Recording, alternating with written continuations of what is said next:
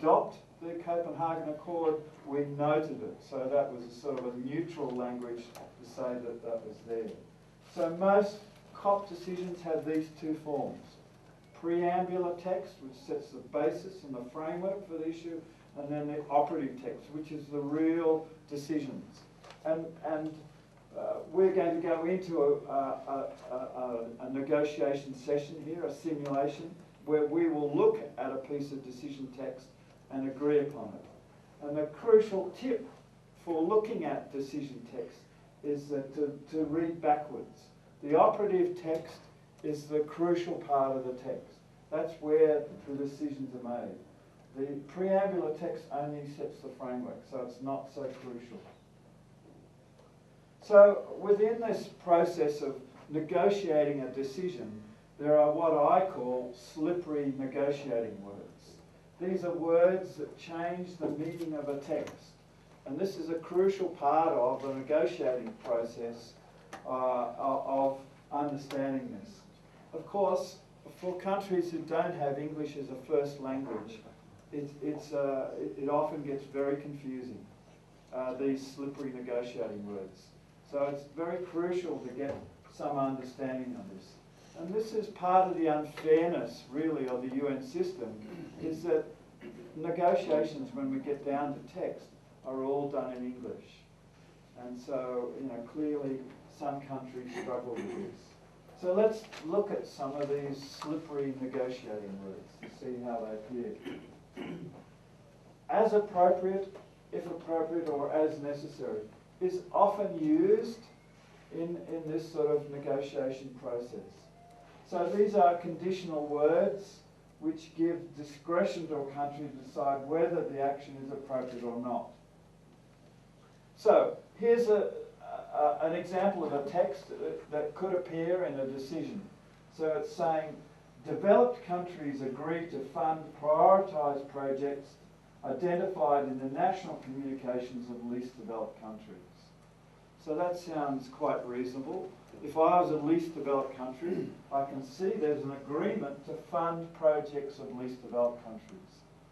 However, if I was a developed country, I wouldn't be so keen on this text, because this means I've got a financial obligation to pay for this. So how could I play around with this? If I'm a developed country, I could just throw in these words. Developed country parties agree to fund as appropriate prioritised projects identified in national communication of least developed countries. What has that done? It basically makes this agreement to fund discretional, meaning it's up to the developed country to decide whether it's appropriate or not. So it's totally undermined that sentence by putting in the words as appropriate.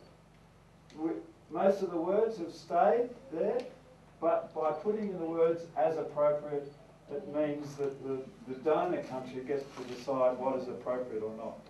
So you'll see that very often in negotiating text, the words as appropriate or if appropriate. So this is one to be very careful about and cautious about. Another one, consider, think about further and not necessarily make a decision.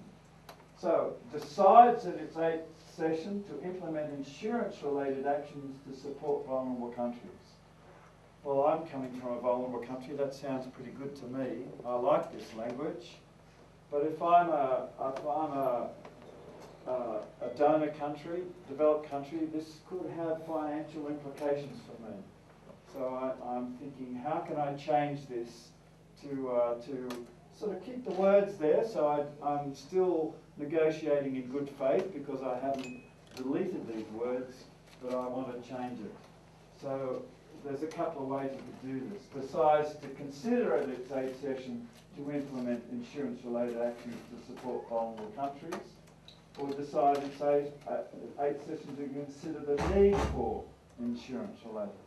So this has completely changed the outcome of the sentence. It's basically now saying we're only going to decide to think about it more. Decides to consider it such as, rather than deciding a conclusion. And that's part of the game of this negotiation process. It's played out in these words. So just think about this. Board decides to consider the need for. So we haven't even agreed that we're going to actually do it. We're going to have a further discussion about whether we need this or not. Does that make sense to people? So this is some of these slippery words that get inserted into sentences that we have to try and deal with. One of the crucial ones within negotiations are the three words may, should or shall, and they're often used interchangeably. So may is a sort of term which is an optional requirement at the discretion of the party, saying you may do it or you may not. It doesn't matter. This is one of the games that we see a lot in this process. Another one is the last minute backflip. This is a tactician maybe supporting your viewpoint on an issue and then at the last minute flip over. And I've seen this quite a few times. I'll be undiplomatic and say Brazilians are classic at doing this. You know, sort of looking like they're supporting you and then change their view at the end, you know, and leave you high and dry.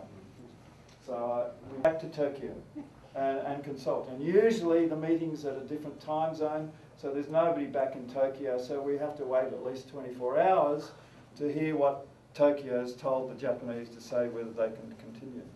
So it's a very good tactic to play.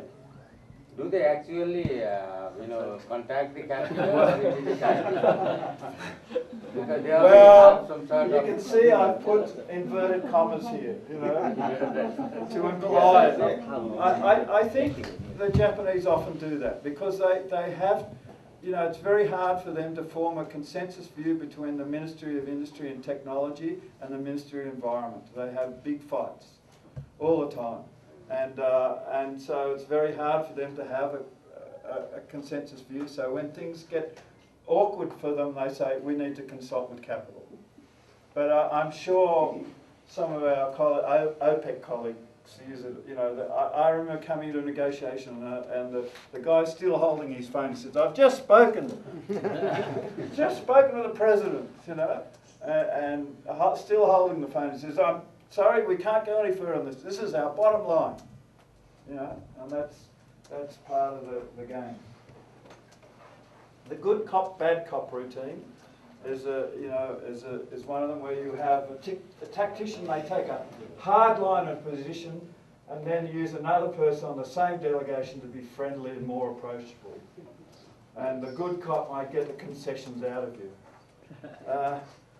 This has happened to me. I was invited to a dinner with a Singapore delegation, the ambassador, and he said, Ian, I want to hear from you your country's position on RED.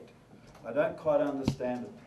And so I got taken to dinner. On one side of the table were the ambassador and two men, and on my side of the table were two attractive women from the Singapore delegation. And they were saying, would you like more food, Mr. Fry? And on the other side of the table is, we don't understand your position on RED. You know, what's your problem? And they're saying, would you like more food, Mr. Fry?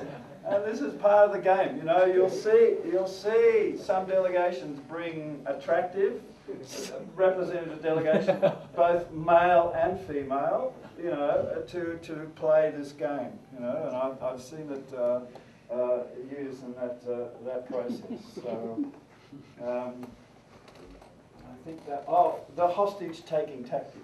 This is the last one. Is this a tactician may block consensus on an issue, even if it's not important to them, so that they can force agreement on another issue that they like or others do not want. And we see this a lot in the negotiation process. The US, well, I'm sorry, I'm being undiplomatic, but anyway, you know, they're holding up negotiations on adaptation issues to get concessions on mitigation issues. We see the OPEC countries do this a lot. In holding up negotiation on an issue that's not of interest to them. In Tianjin, was with the AWG LCA, they came into the red negotiations and introduced this nonsense text into red, just to use as a blocking tactic for getting some work on response measures. You know, and people were laughing. You know, this text that was introduced by an OPEC country, but they were, you know, it was a serious game. He was very serious. He presented this text, which was just nonsense, but they used it because they could see the negotiations on red were progressing far quicker and far better than their negotiations on response. Thank you very much for coming along to this contact group on agenda item 3.3, Enhanced Action on Adaptation, the Adaptation Committee. My name is Lars Hagendas from Ice Cream Land, and I've been invited by the chair of the AWG LCA to chair this session. And as you might have heard during the plenary session, the chair of the Ad Hoc Working Group on Long-Term Cooperative Action said this is the last agenda item meeting of the COP. And so this is the last item we have to deal with, and the chair has impressed upon me to ensure that we reach a conclusion on this issue at this meeting. So I hope you've come together, had discussions with your groups, and have come to an agreement so we can resolve this issue very quickly. How I wish to proceed, I should note that if you wish to take the floor and speak, please put up your nameplate like this, and the chair will recognise you to speak. And then when you finish speaking, put it down. Thank you all for coming to this important session. And the way I would like to proceed is that we have the text before us here. I'm going to do a quick walk through the text to get a sense of where we are with the views of parties on the different text, and then we'll go back into the text and commence negotiations. But the first thing I want to do, yes, Calendar, you wish to take the floor? Yeah, thank you very much. We, on behalf of the Umbrella Group, we'd like to thank Chair for organizing this meeting. And thank you very much for coming with the draft text there. And we are very much willing to contribute from our capacity. Thank you very much. Because we have very little time available to us, I encourage us not to give too many speeches. We have to get down to negotiations in this respect. So I strongly encourage you not to go to have too many speeches at this stage. So the way I wish to proceed, as you can see in the top of the document, it's called the Chair's text. And this was based on the previous negotiations we'd had. And the first thing I want to do is to remove the words Chair's text, because it's now your text that we're negotiating. So with your permission, I'm going to delete the words Chair's text. So it's now your text. And you can see that the text starts with a pair of brackets, where it says the Conference of Parties. And if you go right down to the end of the document, it concludes with a pair of brackets. So what I'm going to propose as chair is that we remove those brackets to show that we're now into a negotiation and we're opening up the text. So is people comfortable with that? I don't see any agreement, so I'll do that. So I've deleted, recalling Article 4, paragraphs 3, 4 and 5 of the Convention. As you can see, this text doesn't have any brackets around it, which signifies that it appears that we have agreement on this text. So I'll seek agreement that we continue, that there is no disagreement with this text. Is that okay? So this is so agreed.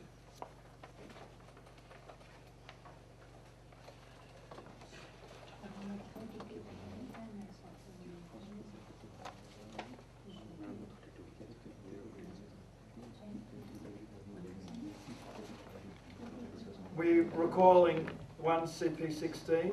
Yes. Chair, thank you, Chair. I would recommend whether if you could put that in the review mode so that we could see the changes. It's not general practice to do that. I'm sorry. So I'll if there is text that we are still negotiating, I'll put it in brackets and insert it in the text. But it's generally not practice to put in review because it gets very confusing then. Distinguished representative from Calendar. Yeah, from our group, I mean, the first bracket which we started just before the conference, I think you just removed the bracket, yes, but the thing is, because this bracket is for all the text. Yes, that's correct. So until we agree all the text, I think we suggest that we should not remove the first beginning bracket. Okay.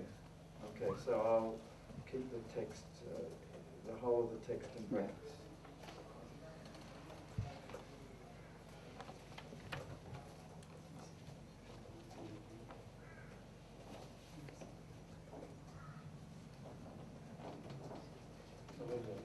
Okay, thank you very much. We now move on to the second preambular paragraph, which doesn't have any brackets on it. Recalling 1 CP16. I don't think we have any disagreement over that text. So I can call that agreed text, if I can spell properly. We now move on to the third preambular paragraph, and you'll see that there's text, some text referring to particular LDCs and SIDS, or taking into account the urgent needs of developing countries. Can I seek some views of parties of what text they would prefer? As you can see, there are 3 texts. Well, there's 4 texts that are in brackets, and I'm just trying to see, just to get a quick view as to whether we can move forward in progressing this text at this stage. So can I seek some views from anybody about if there's a preference for text that's currently in brackets?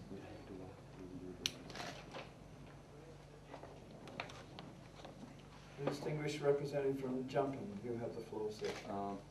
Thank you, Chair. Since we are taking the floor for the first time, we'd like to thank you and the Chair of LCA for coming up with the text. There are 2 brackets, I guess more than 2 on this paragraph, but we are very happy to work closely with LDC and SIDS. This would get special preference in this paragraph, and because they are the ones who are most vulnerable to the climate change, and also the African countries who are affected by the drought and floods. We are not comfortable with the last bracket, the impact of response measures, so we suggest for the deletion of that specific bracket. Thank you very much. So as I understand it, you would probably see the text ending at floods, Yes. and deleting all the remaining text as I've highlighted it here. Can I have some views from other parties as to whether they could support that proposal from Jumpin? Spray, you have the floor. Thank you, Chair. And once again, I'm back. And I think I'd like to support Jumpin on that, and we'd also like to remove the impact of response measures from the preamble. Thank you very much, Spray. Can I have some views from G77 and China on this matter? If we don't have a G77 position, are there any countries within the G77 who'd like to present their viewpoint? Yes, Mokoko, you have the floor, sir. Mr. Chairman, I'm speaking on behalf of the African group rather than G77 China. We have reservations with regard to the first bracket, which says particularly LDCs, SIDS, and the countries in Africa subject to drought and floods. We have reservations with the words subject to droughts and floods. We want this text to include the whole of Africa, not just a subset of African countries. I thank you, Chair. I thank you very much, Mokoko. So as I read it, the proposal for, well, I'm just getting a sense of where we are. So it seems like we have some difference of views on this paragraph. So I'll move to the next paragraph and just get a sense of where we are. The next preambular paragraph doesn't have any brackets around it, so I presume everybody's comfortable with that. The next preambular paragraph starting reaffirming that adaptation in the context of the convention. Can I have some views on a number of brackets were in this text? Can somebody suggest a way forward with this text? You should note that the whole of the paragraph is in brackets, so it appears as though we have a proposal to delete the whole paragraph. The chair is inclined towards nice, neat text, and so perhaps we need to think about whether this paragraph is necessary or not. But I'll seek some views from parties as to consideration of how they wish to proceed with this paragraph. Anybody like to take the floor on this text?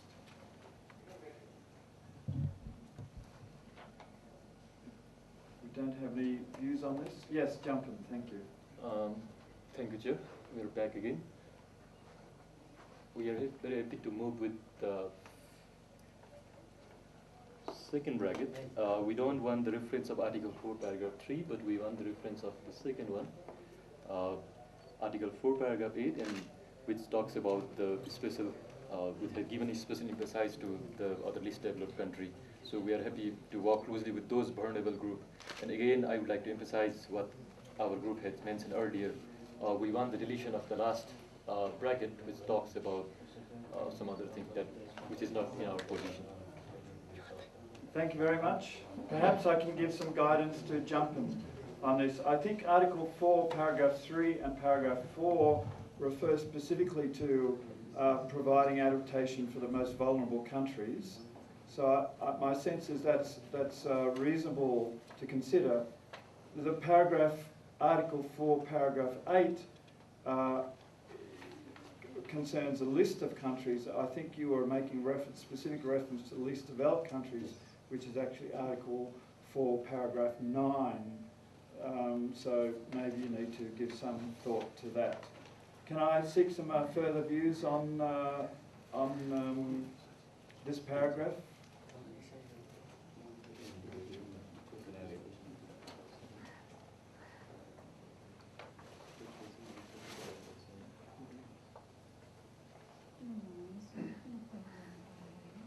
Yes, Mokoko, you have the floor. Thank you, Chair. This appears to me as a complicated text, and we need further consultation among our groups. So our request is to break this meeting for some time, so then we can have Okay. Well, discuss among our group. Thank you, Chair. Yes, thank you. I'll proceed through the text at this stage,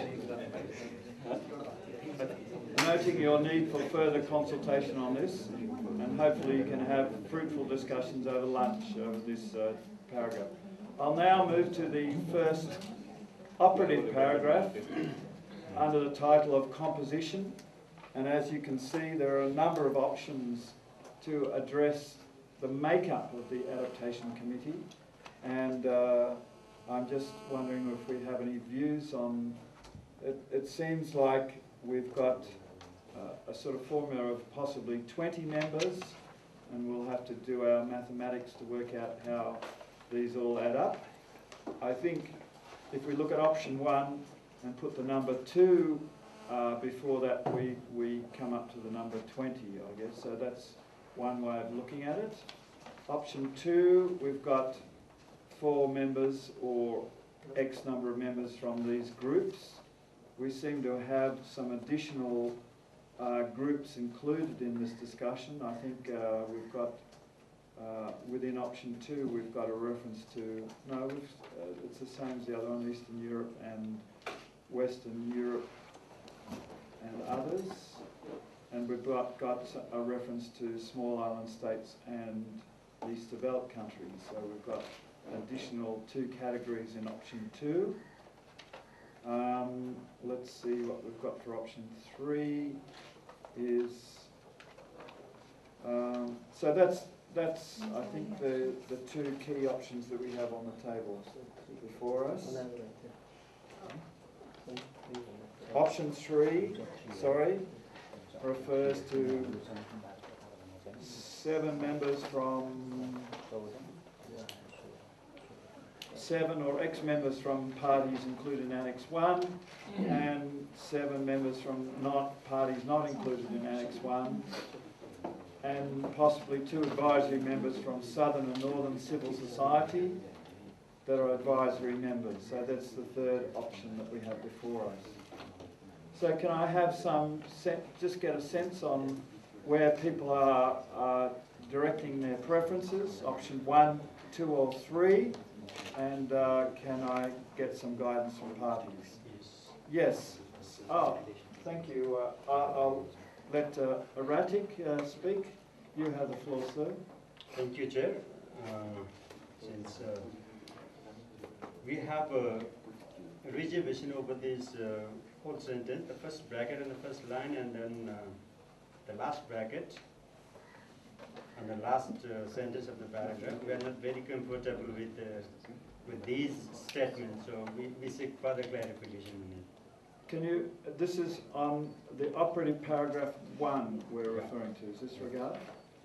Can you give an indication of, just give an indication of which of the 3 options you would prefer? Well, my reservation is on the first bracket, a majority from developing countries parties. And on the composition itself, I see. So you have a problem of a majority from developing countries? country parties. Yes? And then at the end of the paragraph, it goes in equitable and balanced representation. So Right. for us, it is not going along. So I guess this is an option of the 2, whether you can have. As we know that UNFCCC has not mentioned in its constitution about gender, and we have to correct it through the decision of the COPE. So we think that gender should be well represented while choosing or while selecting while selecting the members in this adaptation committee. Thank you, Chair. I think Support what Sprain also just said, and regarding to the committee, the composition of the committee, the membership should reflect an appropriate regional balance and include particular consideration for small islands and LDCs. But having said that, at this stage, what our position is that I think we should first discuss about the modalities of the adaptation committee before going to composing or forming the adaptation committee. So again, I like to refer back to the paragraph 3 that first we discuss about the composition rather than the actual committee formation. I mean the TOR or the working modalities should be discussed before the composition of the committee. yes, I understand that this has already been determined by a previous decision that sets up the framework for that. But well, let's move forward on that. I have Mokoko. You have the floor, sir. Thank you, Chair. I support the view of Tajikistan and go for option 2 because it represents the principle of inclusiveness and regional balance. So in addition to option 2, we also support the text that says advisory members from each southern and northern civil society. So this adaptation committee should have 20 members with regional balance and inclusion of different economic status countries, as well as an advisory panel of civil society representing North and South. Thank you, Chair. I thank the distinguished representative from Mokoko. Yes, Pheasant, you have the floor. Sir. Thank you, Mr. Chair, for giving me this opportunity to speak on behalf of Pheasant. I fully support the position from Tajikistan regarding the option 2 of the composition. With some additional point I would like to make, because Central European countries are not represented here, so I would like to add, if it could be, members from Central and Eastern European countries.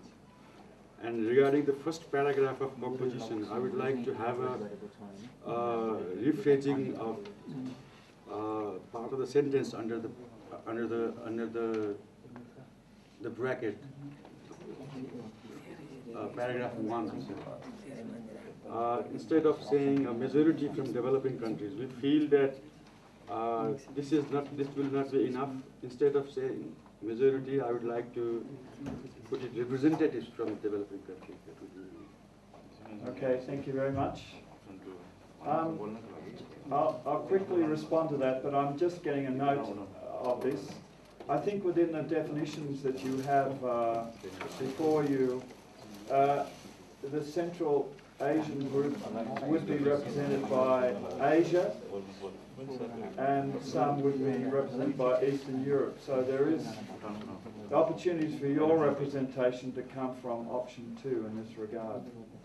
I don't want to open the floor too much on this discussion, because we could get buried in this.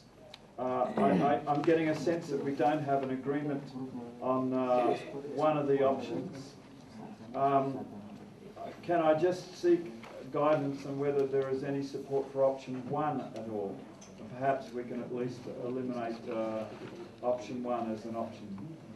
For Maladi, and I prefer the option 2 rather than option 1, because our position is more represented by this option 2, because option 2 also includes the LDC participation, representation, and option 2 under this another option 3, it also talks about Annex 1st and Annex 2nd parties, and Annex 2nd also contains the least developed countries, also there shows the participation, and so that I think option 2 will be better. And moreover, there is also the provision of advisory member also, and from them we can draw the export also, and so this option 2 represent most to our position, and so that I prefer the option 2 rather than option 1. Thank you, distinguished representative from Maladi. Famali, can you just give the chair a quick response to this? Our delegates from FMLE believe that the adaptation committee should have an equal number of Annex 1 and Annex non-Annex 1 country parties. So the views from our delegates, our colleagues from Tajikistan and our colleagues from Merakoko and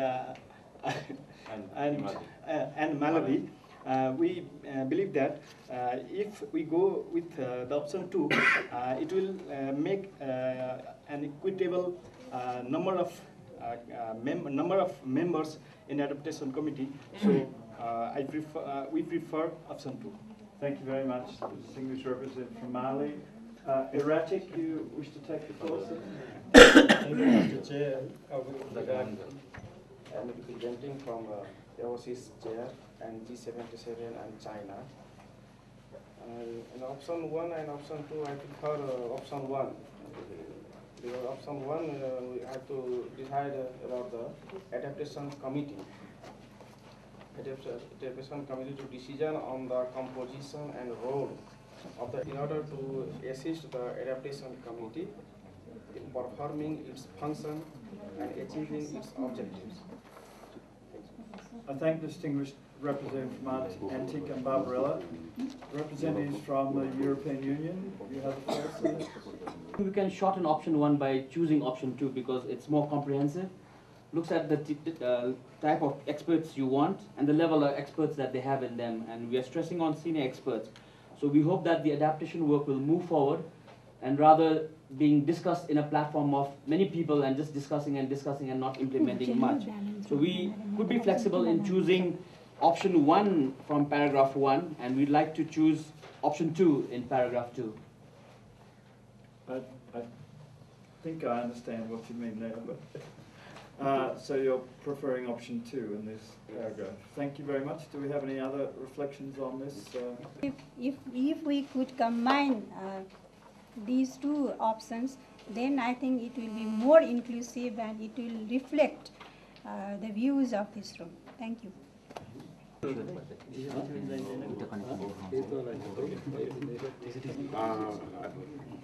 I represent ASCENT, the group, Central and Eastern European group. I prefer option 1 for paragraph 2 because it covers, it has explicitly identified the field of expertise and experience. It has beautifully identified. And regarding the gender balance, it has also addressed the issue of gender balance, so that I prefer option 1 for paragraph 2 to be adopted. I thank the distinguished representative from Pheasant. Proposes this text to be left as it is. I remove the brackets. Thank you, Chair. Thank you very much.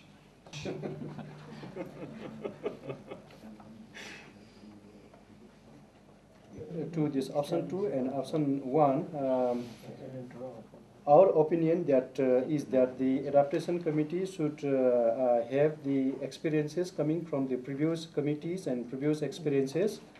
So looking into these 2 paragraphs, into these 2 options, option 2 has explicitly, said that the adaptation committee should have experiences coming from the previous existing experts groups, different groups. The distinguished representative from Calendar. I firmly believe that the committee will support by the UNFCCC Secretariat and financed through the regular budget of the UNFCCC. Thank you, Chair. Does it look like I think this is option 3 UNFCCC. Yeah. Also the other observer organization to be in the committee. But in line with that, we also would like to urge our colleague that since when we will be going for the implementation, there will be the role of private sector in the coming days in the real ground. So we also would like to include private sector to be included on this process. Thank you. Thank you very much. I thank you for your intervention. I think within the context of the UN, we generally understand that non-government organisations includes the private sector in this regard. So can I... Sir, for giving this opportunity. It is, I think there is no need for the word relevant, and we can remove the brackets for inter-governmental agencies and the other brackets, yeah, that's all. Okay. I think that standard practice to indicate that they need to be relevant in this process. So it seems like you're supporting a proposal from Jumpin to remove all the brackets. Mokoko, can you the more the merrier. So we support the proposal by Jumpin and Porcelain. Thank you, Chair. I'm speaking on behalf of the delegation from FIMELI, and our view is that we have already we had so many trouble with the JEF in so many project-based activities.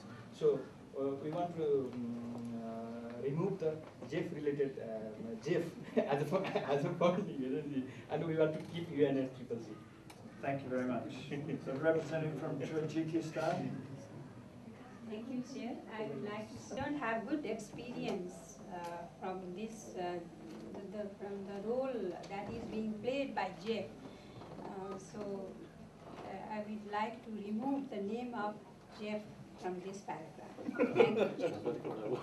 Thank you very much, Tajikistan. Erratic, you have the floor, sir. Thank you, Mr. Chair. Support the umbrella group in putting JEF. Thank you very much. I'll take 2 more interventions on this before I move on. So Mokoko and then Porcelina, and I'll close the floor. So Mokoko. Mokoko is speaking on behalf of the African countries. Mr. Chair, GF should concentrate on funding projects related to adaptation and other activities. And running up committees should be left to the core budget of UNFCCC. So our suggestion is to remove the bracket including this GIF and stick with the text within the first bracket. Thank you. Thank the distinguished representative from Mokoko. Distinguished. Jumping for that proposal. It sounds very much like your proposal that I've just read out. Yeah, it seems very much similar, but I guess it would be very much helpful if we only make a reference of ZF so that we will have open source of funding. We could get funding from any other sources, and the funding could be channeled through ZF. So mentioning the UNFCCC core funding, I guess we are limiting the amount of funding that we will be getting for this specific action. Yes. So it's better only to take a reference of the funding where we'll be channeling. Okay, but what we're having here is,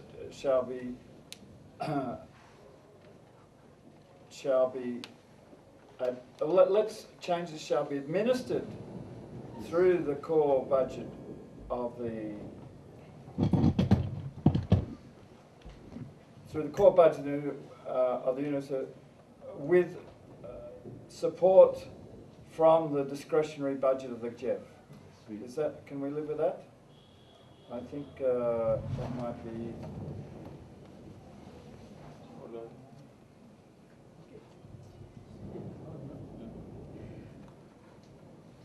Thank you, Chair. And just our colleague from America, Kastel. Every time name of the country is forgotten.